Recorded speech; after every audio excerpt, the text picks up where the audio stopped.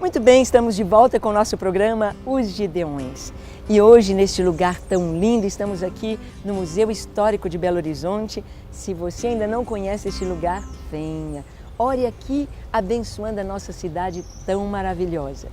E no nosso segundo bloco estamos com o nosso missionário aqui, Marco Faleiro, Gideão do Senhor, que esteve ali durante mais de um ano, não é, Marco? Quase um ano. Quase um ano, ali entre os ribeirinhos, nas cidades de... Eu queria que você falasse um pouquinho sobre esse tempo que você esteve entre os ribeirinhos na Bacia Amazônica. Amém. Muito obrigado, pastor Ana, de estar aqui com as pessoas que estão nos assistindo, né? Nós estivemos lá quase um ano. Na verdade, lá é uma comunidade ribeirinha. Sim. E as comunidades ribeirinhas, elas são pequenas vilas que ficam na beira dos rios.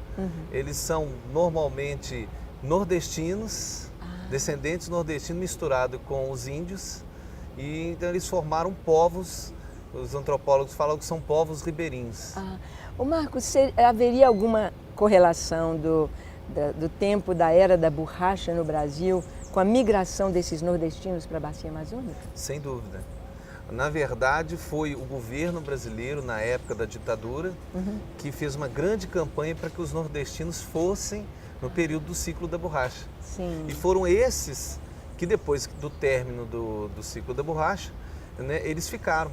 Então hoje são os descendentes, são os filhos desses que vieram na época para explorar a borracha. Sim. E nós percebemos algo tão interessante. Quando viajamos pelos países da América Latina e pegamos ali o Chile, Argentina mesmo, Uruguai, Paraguai, Colômbia, Venezuela, Equador, são países tão menores do que o Brasil. E é um milagre o Brasil ser deste tamanho. Sim. E vemos que a consolidação das terras brasileiras se deve a estes heróis. Sem dúvida. Que saíram das suas cidades e foram para as matas, embrenharam por aí e fizeram vilas. As vilas têm mais ou menos quantos habitantes, essas comunidades? É diversificado, pastora. Nós encontramos vilas como a que eu morei, que tinha 52 habitantes. Não é nem um bairro. Não. Não é? 52. Agora, algumas maiores, com 100, 200 pessoas, mas Sim. nunca é mais do que isso. Normalmente são pequenas comunidades mesmo. Estão ligadas assim à família? São famílias que migraram e casaram ali ou não tem nada a ver? De acordo com as regiões, a tendência é ser famílias. Então, às vezes, as comunidades próximas, eles são primos, são tios, e a própria comunidade tem uma estrutura familiar, quase que tribal.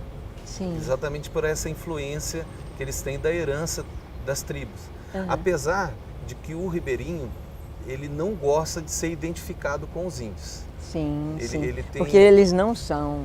Não são. Não são indígenas. E eles têm assim uma cultura parecida, mas eles são mais próximos da cidade. Na verdade, eles querem se identificar mais com a cidade. E eu creio, Marco, que a questão da vida simples, o que os aproxima muito do indígena, é a falta de recursos ali, né? Sem dúvida. Eles têm de viver uma vida bem simples, usam muito a caça, né? Isso. O peixe, a alimentação lá é mais... Inclusive, esse é a forma que a gente entra dentro da comunidade, é vivendo com eles. Né? É o que exatamente eu fazia, né? Indo para a mata com eles, né? Andando na mata com eles.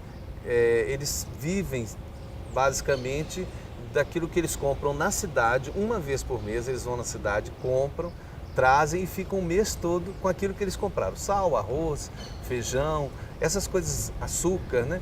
E o restante eles retiram da mata, através do rio, os peixes, né? E a caça. Ou as plantas, e eles têm algumas plantações de subsistência, né? E a gente então começa a viver essa vida, foi o que a gente viveu lá, né? Enquanto a gente vai conversando, vão passando imagens aí desse tempo que você esteve lá. E tem saudades, Marco, da voadeira, dos barcos? O que você sentiu assim, mais dificuldade lá? Sem dúvida, a vida lá, ela gira em torno do rio, né? Então, para você fazer uma ida para a cidade, você pega os grandes barcos, que eles chamam de recreio, que é um barco de transporte, né? Cabe mais ou menos quantas pessoas? Olha, 30, mas na verdade às vezes vai até 60 pessoas. Eles enchem de redes, às vezes em andares assim, e demora às vezes horas. Por exemplo, de Jacarezinho até Manacapuru, que é a cidade mais próxima que a gente faz as compras, são 8 horas de barco. Né? Mas a gente também utiliza a voadeira, inclusive a missão tem uma voadeira, né, que é mais rápida. Sim. Ela, por exemplo, faz 3 horas essa viagem. E tem também as canoas, né, que às vezes até ou é de rabeta, que é um estilo que eles usam um motorzinho, ou então de remo. O remo. É. Você remou lá? Também, eu remei também, É. né? Mas a gente utiliza mais os motores, né? No caso, a rabeta, a voadeira é mais utilizada. Sim. Que é a forma de transporte, inclusive às vezes até para ir para outra casa, porque às vezes a casa está num outro igarapé ou está um pouco mais longe. Os igarapés são canais. São pequenos. No Na Amazônia tudo é grande, né?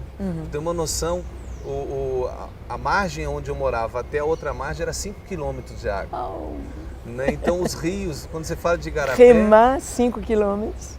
Então aí tem que ir realmente de rabeta ou então de voadeira, né? Os igarapés às vezes é o tamanho de um rio São Francisco, de distância. A largura.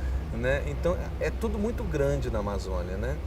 E além de você estar no meio da floresta, então não existe estrada, não existe comunicação, né? A gente não tem telefone celular, não tem telefone, né?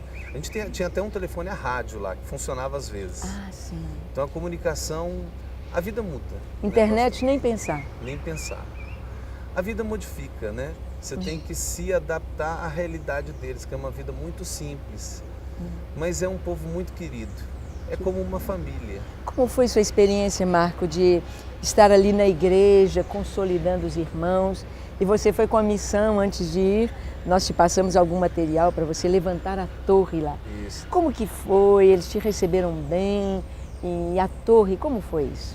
Eu fui, pastora, com um objetivo bem claro de preparar um casal, que é um casal ribeirinho, para eles assumirem uma igreja que já foi iniciada na época pelo trabalho do Diante do Trono, né? O pastor Gustavo esteve lá, fez alguns batismos e a igreja iniciou. A comunidade não tinha igreja nenhuma, não tinha o evangelho.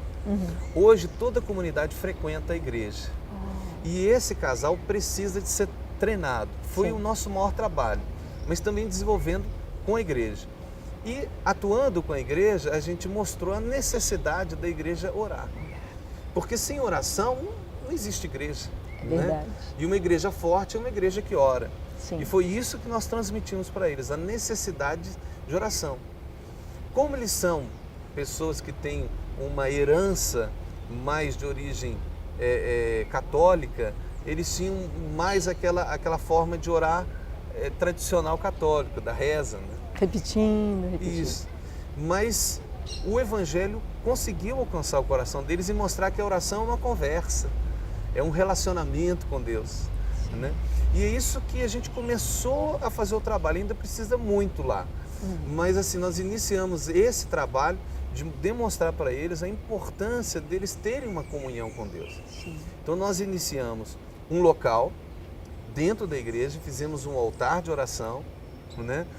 Que para eles terem uma referência, um local em que eles Bem simples, né, Marco? Muito simples, a cadeira, pastor. a Muito Bíblia, simples. a mesa, não é? Muito Bem simples. Os pedidos de oração. Exatamente. Nada que custe, né? O importante era eles terem esse referencial. Um local, um lugar que eles pudessem ver assim, não, eu faço parte disso. E aí nós começamos uma reunião de oração todos os dias, 1 hora, todos os dias fizemos uma escala que eu espero que eles estejam continuando. Amém, amém. Como é importante nós sabermos que a igreja ela caminha movendo o braço de Deus através da oração. Ou seja, nós descobrimos que quem nos move, quem nos leva a orar é o próprio Deus. E como é importante saber que um lugar tão pequeno, uma comunidade com 52 pessoas, é amada por Deus. O Senhor está com aquele foco ali para abençoar e dali daquele lugar fluir oração, fluir bênção para toda a terra. Como é importante. Marco, nós vemos assim que a vida, na verdade, é muito simples. As pessoas complicam tanto a vida e acham que a gente precisa de tanta coisa para viver, não é? Lá você teve essa experiência da simplicidade. É verdade. A gente percebe que o dia, 24 horas, é muito tempo. A gente, quando vive na cidade, a gente tem tanta coisa corrida, né? Mas lá as coisas são simples. O tempo para. O tempo parece que realmente para. Mas assim, é bom. Você começa a admirar as árvores, os e pássaros. E a Amazônia é um lugar maravilhoso, né, pastora? Sim. As árvores, os animais, né? A coisa que eu mais gostava era de andar na floresta com eles. Porque é tempo de comunhão, você cria relacionamento, mesmo que eu não tinha a força que eles têm, né? Sim. Mas só de estar junto com eles, né, e cortando mato e fazendo alguma coisa, as coisas que eles fazem na floresta, a gente pode discipular na vida com eles. Exatamente, né? E lá, como que... De onde eles tiram dinheiro para comprar as coisas na cidade? Eles vendem alguma coisa, peixe? Sim, eles têm os que eles chamam de roçado, né? Então eles têm algumas plantações bem pequenas e eles vendem. Por exemplo, mandioca? Mais mandioca, farinha, né? Eles têm banana também, que eles têm alguma coisa. São coisas bem simples, pastora. E fora isso, muitos trabalham também, trabalhos institucionais do município, para poder receber, escola, né? Tem escola lá nesse de 50 Tem uma escola, pessoas. inclusive a minha esposa, Lília, ela foi professora durante um bom tempo lá. Sim. Né?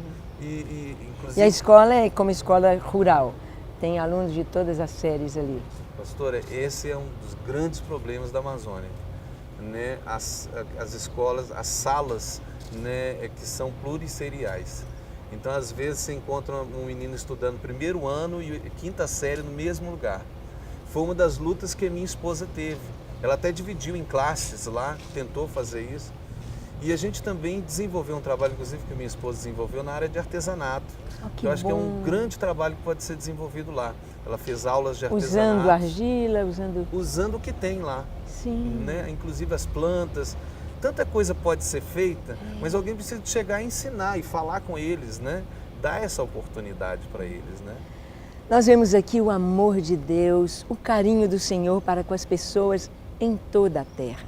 Como Deus mobiliza, como Deus leva os seus filhos, tira de uma cidade grande e leva para uma comunidade tão pequena como esta. E como que a bênção chega, como é importante a educação, o ensino da palavra. Para conhecer a palavra de Deus é preciso ler, preciso ser alfabetizado.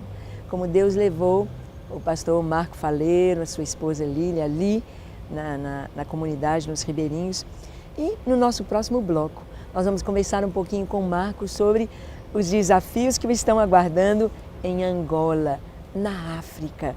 Como será lá em Angola? Vamos ouvi-lo e saber que é tempo de orar. Orar pelas nações. Nações é mais do que países. Dentro do Brasil temos várias nações. Então, precisamos orar por estas nações. Não saia daí. Nós vamos para um breve intervalo deste lugar tão gostoso aqui do Museu Histórico de Belo Horizonte. Para você, nos aguarde. Voltamos daqui a pouquinho.